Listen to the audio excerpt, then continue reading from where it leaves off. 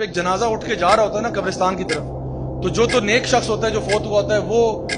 حالانکہ اس کی آواز کسی کو آ نہیں رہی ہوتی، لیکن وہ کہہ رہا ہوتا ہے جلدی کرو جلدی کرو، جلدی سے مجھے قبر میں لے کے جاؤ، کیونکہ اس کو پتا ہے کہ وہ ابھی جو ہے نا جنت کے باغوں میں سے ایک باغ مل جائے گا اس کو۔ اور جو اللہ کا نافرمان ہوتا ہے جس کی روح چیر پھاڑ کے نکالی گئی تھی، اور جب وہ اوپر جا رہا تھا آسمانوں میں رجسٹر میں نام لکھوانے کے لیے، تو فرشتے اس پہ لعنت کر رہے تھے کہ کس خبیث کی روح اتنی بدبو کیوں آ رہی ہے اس سے۔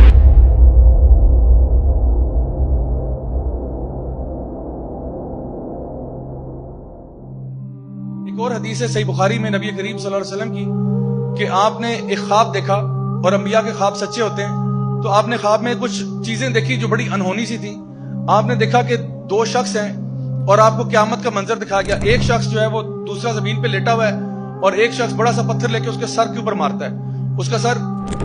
جو ہے نا کچل دیا جاتا ہے، پھر وہ دوبارہ پتھر اٹھاتا ہے، جب تک اٹھاتا ہے اس کا سر واپس آ گیا، پھر اس کا سر پیستا ہے، تو بار بار اس کا سر جو ہے وہ پیسا جا رہا ہے۔ ایک اور دو شخص دیکھے جس میں سے ایک شخص ایسے آگے لیٹا ہوا ہے، دوسرا جو ہے ایک ہک اس کے یہاں پہ ڈالتا ہے اور اس کی پوری چیکس کو پھاڑ دیتا ہے، پھر اس سائڈ پہ ہک ڈالتا ہے، یہاں سے چیکس پھاڑ دیتا ہے، پھر نیچے ہک ڈالتا ہے، نیچے سے منہ کھول دیتا ہے، پھر اوپر سے ڈالتا ہے، اوپر سے منہ چیر دیتا ہے، اور جب یہ کرتا ہے تو پھر اس کا منہ واپس آتا ہے، پھر وہ پروسیس ریپیٹ کرتا ہے، ادھر سے منہ پھاڑتا ہے، ادھر سے اوپر نیچے، یہ پروسیس بار بار آپ نے دیکھا، بڑے خوفناک مناظر دیکھے آپ نے، صحیح بخاری کی حدیث ہے۔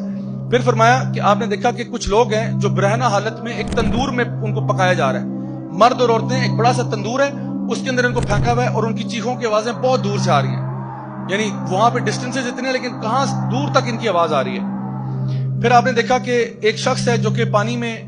تیر رہا ہے، یعنی ایک ایکچولی خون کے دریا میں خون میں تیر رہا ہے، اور جب خون میں تیرتا ہے تو ایک پتھر ہے جو اس کے منہ پہ مارا جاتا ہے، جب وہ جو ہے نا کنارے پہ آتا ہے، تو جب پتھر اس کے منہ پہ پڑتا ہے تو وہ اس کی بلو سے بہت پیچھے چلا جاتا ہے، پھر وہ پتھر کو اپنے منہ میں لیے واپس آتا ہے، ایک شخص جو کنارے پہ کھڑا ہے وہ پتھر دوبارہ اس کے منہ سے نکالتا ہے، پھر اس کے منہ پہ مارتا ہے، اور اتنی زور سے لگتا ہے کہ وہ دور چلا جاتا ہے، پھر وہ منہ کو پتھر میں لیے جو ہے نا دوبارہ سے واپس آتا ہے، پھر وہ یہ پروسیس ریپیٹ ہو رہا ہے کہ بار بار وہ اس خون کے دریا میں تیر رہا ہے، آگے پیچھے بار بار مار بھی کھا رہا ہے اور بار بار پتھر واپس بھی لے کے آتا ہے۔ پھر آپ صلی اللہ علیہ وسلم نے دیکھا کہ ایک بہت ہی بھیانک شکل کا ایک شخص جو ہے وہ ایک آگ کے ارد گرد دوڑ رہا ہے، ایک بیست نما چیز ہے، بڑے خوفناک سا شخص ہے۔ پھر آپ نے دیکھا کہ ایک باغ ہے، اس باغ میں ایک اونچا سا درخت ہے اور اس کے ساتھ ایک اونچا سا انسان ہے، بڑا خوبصورت سا، خوش شکل سا، اس کے ارد گرد بہت سارے بچے کھیل رہے ہیں اور وہ ان کے ساتھ بہت انجوائے کر رہے ہیں۔ اس کے بعد آپ نے دیکھا کہ آپ نے ایک چھوٹا سا ہل کراس کیا، ہل کراس کر کے آگے گئے تو آپ نے دیکھا کہ ایک لیک ہے، اور اس لیک کے ساتھ کچھ لوگ ہیں جو آدھے خوبصورت ہیں اور آدھے بہت بدصورت ہیں، تو وہ جب لیک میں جاتے ہیں ڈبکی لگا کے باہر آتے ہیں تو وہ پورے خوبصورت ہو جاتے ہیں، یعنی انہوں نے وہ شخص دیکھے، بہت سارے لوگ کھڑے ہیں جو ان کا ایک سائڈ بہت خوبصورت ہے اور ایک سائڈ اتنی ہی بدصورت ہے، وہ اس دریا میں اس لیک میں جا کے ڈپ کر کے آتے ہیں، باہر آتے ہیں تو بالکل صاف ستھرے ہو کے اچھے لگ رہے ہیں۔ تو آپ نے فرشتوں سے پوچھا، آپ خواب میں دیکھ رہے ہو فرشتے آپ کو ٹور کرا رہے ہیں، آپ نے جب فرشتوں سے پوچھا کہ یہ سب کیا معاملہ ہے تو ان کو بتایا گیا کہ وہ جو دو شخص ہیں یہ وہ ہیں کہ جو قرآن کو پڑھتے تھے لیکن اس کو یاد نہیں کرتے تھے، اس کو اگنور کر دیتے تھے، اس کو نیگلیکٹ کرتے تھے، یعنی قرآن کو ان کو پتا تھا لیکن نہ تو اس کو یعنی صحیح طریقے سے پڑھتے تھے، سمجھتے تھے، نہ اس پر عمل کرتے تھے، اور قرآن سے منہ پھیر چکے تھے، حالانکہ گھروں میں ان کے قرآن پڑھے ہوئے تھے۔ تو یہ وہ ہیں جن کے سر پیسے جا رہے ہیں، کیونکہ اب آپ کو قرآن کا فائدہ ہی نہیں ہوا نا، آپ نے تو اوپر سے پڑھ لیا لیکن عمل ہی نہیں کیا، سمجھنے کی توفیق ہی نہیں ہوئی آپ کو۔ پھر وہ جو دو شخص تھے جو